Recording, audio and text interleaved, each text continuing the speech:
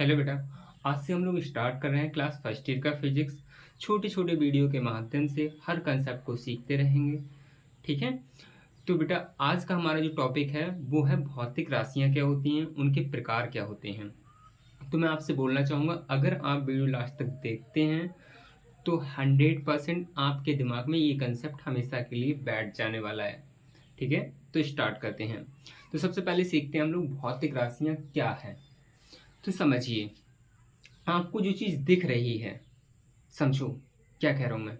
आपको जो चीज़ दिख रही है और दिख रही है उसका आप मापन कर सकें, मतलब आप उसे माप सकें या फिर तोल सकें। क्या कहा मैंने? आप उसका क्या कर सकें, माप कर सकते हैं, मतलब तोल सकते हैं। ठीक है। वो आपकी भौतिक राशियां कहलाती हैं। क्या मतलब हुआ, आपको छोटी सी परिभाषा लिख देता हूँ। वह कुछ भी, वह कुछ भी जिसका या फिर जिसको मापा या तोला जा सके। वह कुछ भी जिसको मापा या तोला जा सके क्या कहलाता है, हमारा भौतिक राशि कहलाता है। जैसे जैसे मेरे पास एक ईंट दिख रही है अभी, ईंट जिससे घर बनता है। ठीक है। मैं इसे तोल सकता हूँ, तोल सकता हूँ ना। ठीक है। ये मार्कर है, इसकी लंबाई को मैं क्या कर सकता हूँ, नाप सकता हूँ ना, नाप सकता हूँ ना। तो समझो, इसकी लंबाई को हम नाप सकते हैं। तो जो लंबाई है वो क्या है, आपकी राशि हो गई। इसके द्रव्यमान को क्या कर सकते हैं, हम तोल सकते हैं। तो द्रव्यमान क्या हो गई, राशि हो गई। ठीक है। तो ऐसे ही समय को भी हम क्या कर सकते हैं, समय को भी माप सकते हैं। ठीक है। ऐसे ही आपकी बहुत जो जो चीजें हैं जिसे आप क्या कर सको, माप सको या तोल सको, वे क्या कहलाती हैं, राशियां कहलाती हैं। ठीक है। अब क्वेश्चन आता है कि फिर राशि है क्या नहीं। तो सिंपल समझ लीजिए, जिसे मापा या तोला ना जा सके, जिसे मापा या तोला ना जा सके वो राशियां नहीं है। क्या मतलब हुआ, सिंपल समझो। मैं ऐसे कह सकता हूँ, जैसे एग्जाम्पल इसका समझो। मेरा ज्ञान क्या माप सकते हो आप, नहीं माप सकते। किसी बच्चे का ज्ञान माप सकते हो, नहीं माप सकते। किसी बच्चे का प्रेम माप सकते हो, नहीं माप सकते। किसी बच्चे की शांति माप सकते हो, नहीं माप सकते। क्रोध माप सकते हो, नहीं माप सकते।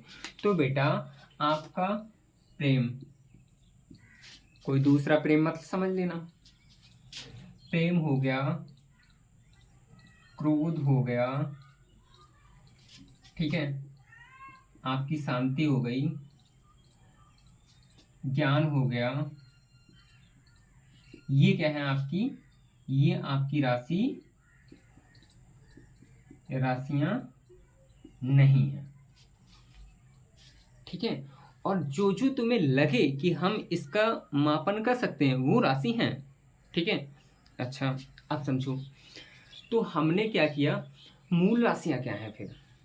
तो मूल राशियां आप समझो, इसकी लंबाई को क्या कर सकते हैं, हम माप सकते हैं। ठीक है। ऐसे ही मेरे पास अभी एक ईंट है, उसकी जो लंबाई है उसको भी क्या कर सकते हैं, हम माप सकते हैं। उसमें जो द्रव्यमान है वो भी क्या कर सकते हैं, माप सकते हैं। ठीक है। तो समझो, तो इस टाइप से 7 राशियों को मूल राशियां माना गया। वो कौन सी 7 मूल राशियां, इनकी क्या परिभाषा है वो लोग सीखते हैं हम लोग। तो देखो, आपकी 7 मूल राशियां, अगर आपसे कभी भी पूछा जाए कि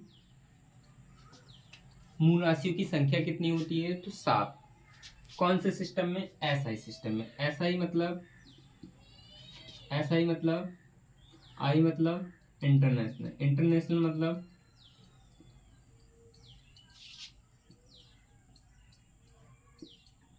एस मतलब सिस्टम। अंतरराष्ट्रीय पद्धति में जो मूल राशियों की संख्या है वो कितनी है, आपकी 7 है। ठीक है, इनकी संख्या गिनते हैं, गिन ली। अब है कौन कौन सी वो चीज सीखिए। पहला है हमारी लंबाई, दूसरा क्या है हमारा समय, तीसरा क्या है हमारा द्रव्यमान, चौथा क्या है हमारा ताप, पांचवा क्या है हमारा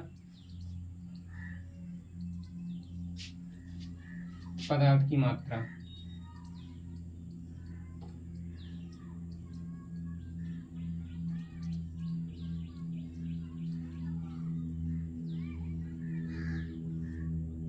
छठा क्या है हमारा ज्योति तीव्रता, ज्योति तीव्रता, और सातवां क्या है हमारा, सातवां है विद्युत धारा।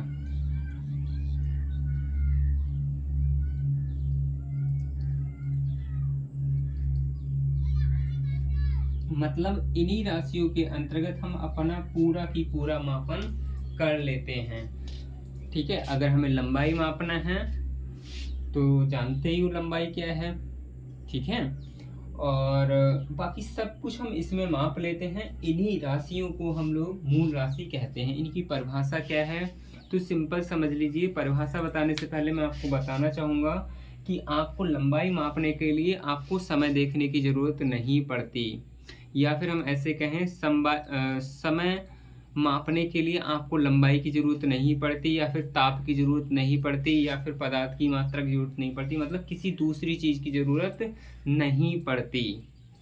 ठीक है, इसका मतलब क्या हुआ, इसका मतलब क्या हुआ, इसका मतलब ये हुआ कि ये जो राशियां होती हैं ना, वो पूर्णतः एक दूसरे से स्वतंत्र होती हैं। मतलब लिखेंगे हम यहाँ, इनकी परिभाषा लिखेंगे,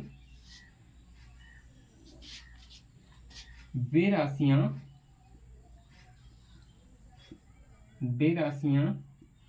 जो पूर्णतः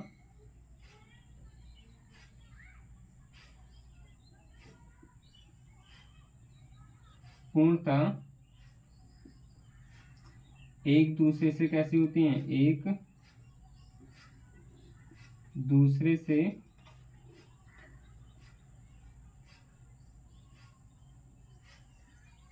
स्वतंत्र होती हैं, आजाद होती हैं।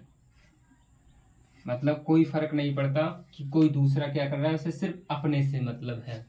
ठीक है, क्या कहलाती हैं, हमारी मूल राशियां कहलाती हैं। ठीक है, आगे समझते हैं। आपकी ये सब कुछ हो गई। आप इतना, इन जो मूल राशियां हैं इन्हें आप हमेशा के लिए ध्यान रखेंगे। अब हम बात करते हैं व्युत्पन्न राशियां। व्युत्पन्न समझने की कोशिश करना। एक टाइप से इतने चीज को हम अगर पढ़ने की कोशिश करें तो कहीं ना कहीं हमें ऐसे पढ़ने में नहीं आ रहा। उत्पन्न मतलब एक टाइप से उत्पन्न होना। अब वो उत्पन्न हो किन से सकता है, तो वो उत्पन्न होगा आपका मूल राशियों से। किससे उत्पन्न होगा, मूल राशियों से। तो आप सिंपल समझ लीजिए, व्युत्पन्न मतलब वे राशि जो मूल राशियों से उत्पन्न होती हैं। आप ऐसे कह सकते हो, क्या कह सकते हो, वे राशियां जो मूल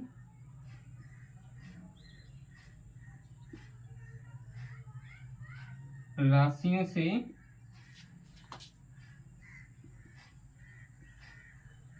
प्राप्त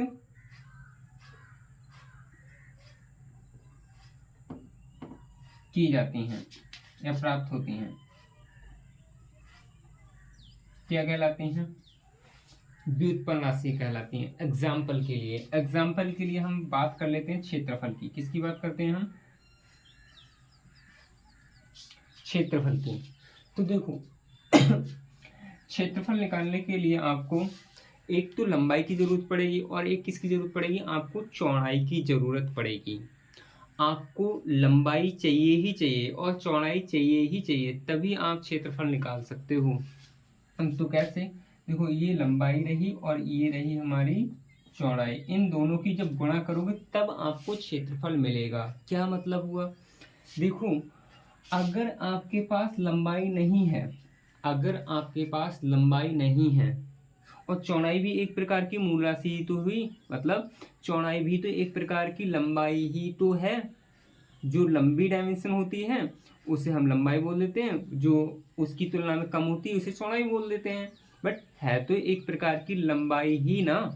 ठीक है, इन दोनों की जब आप गुणा करते हो, जब इन दोनों की आप गुणा करते हो तो आपको जो क्वांटिटी मिलती है, जो चीज मिलती है, ठीक है, उसे हम लोग क्या नाम देते हैं? उसे हम बोल देते हैं क्षेत्रफल।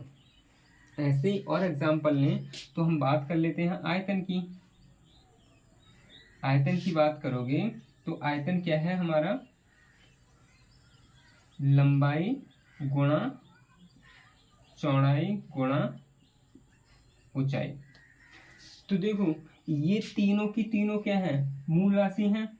इनकी सहायता से आपको आपको आयतन मिला है। अगर आपके पास ये राशियां ना होती तो आप आयतन नहीं निकाल सकते थे। तो इसका मतलब क्या हुआ? इसका मतलब ये हुआ कि आपको आपको आयतन निकालने के लिए इन मूल राशियों की जरूरत हुई ही। जैसे सिंपल समझते हैं, सिंपल समझते हैं। अगर मेरे पास चीनी है, एग्जाम्पल के लिए समझते हैं, अगर मेरे पास चीनी है, क्या है चीनी? मतलब वही खाने वाली शुगर, चीनी। ठीक है, आप चीनी को मूल मान लीजिए, वैसे गन्ना मानना चाहिए मुझे, बट अभी चीनी आप लोग समझ लीजिए। ठीक है, चीनी है, चीनी को मैं मूल मान रहा हूँ। चीनी को क्या मान रहा हूँ मैं? मूल मान रहा हूँ। इन चीजों को आप नोट कर सकते हो, ये एक्स्ट्रा है आपका। चीनी को क्या मान लिया मैंने? मूल मान लिया। अब आप, चीनी है ना, वो स्वतंत्र है, मिठास में स्वतंत्र है किसी से भी, वो किसी दूसरी चीज पर डिपेंड नहीं करेगी। चीनी मीठी होती है, ठीक है। अब आप चीनी की सहायता से बहुत चीजें आप बना सकते हो, उत्पन्न कर सकते हो। कैसे? क्या क्या उत्पन्न कर सकते हो? आप चीनी से चाय बना सकते हो, आप चीनी से मीठा दूध कर सकते हो, ठीक है, आप चीनी से मिठाई बना सकते हो। तो जो चीजें चीनी से उत्पन्न हो रही हैं वो व्युत्पन्न हो गई, और चीनी हुई वो क्या हुई? आपकी मूल हुई। ठीक है, तो इस टाइप से हमने आपको मूल राशियां हो गया, व्युत्पन्न राशियां हो गया और भौतिक राशियां आपको समझाने का प्रयत्न किया है। और हम आपको बताना चाहेंगे एक दो एग्जाम्पल व्युत्पन्न राशि के और ले लेते हैं। जैसे चाल, चाल बराबर क्या होता है? दूरी बटे समय होता है। दूरी बटे कितना होता है? समय होता है। समझने की कोशिश करना, चाल बराबर क्या होता है? दूरी बटे समय होता है। तो दूरी भी एक प्रकार की क्या है? लंबाई ही तो है, और समय भी क्या है? समय तो समय है ही। और लंबाई यहाँ कहने का मतलब क्या था मेरा? लंबाई मतलब मूल राशि ही तो है, और समय भी मूल राशि है। जब इस मूल राशि को इस मूल राशि से भाग दिया तो जो चीज आपको मिली उसे आपने नाम दिया चाल। उसे क्या नाम दिया आपने? चाल। ठीक है, तो चाल भी क्या हुई? आपकी व्युत्पन्न राशि। इस टाइप से व्युत्पन्न राशियां बहुत सारी हैं। मैं आपको और एग्जांपल लिख देता हूँ।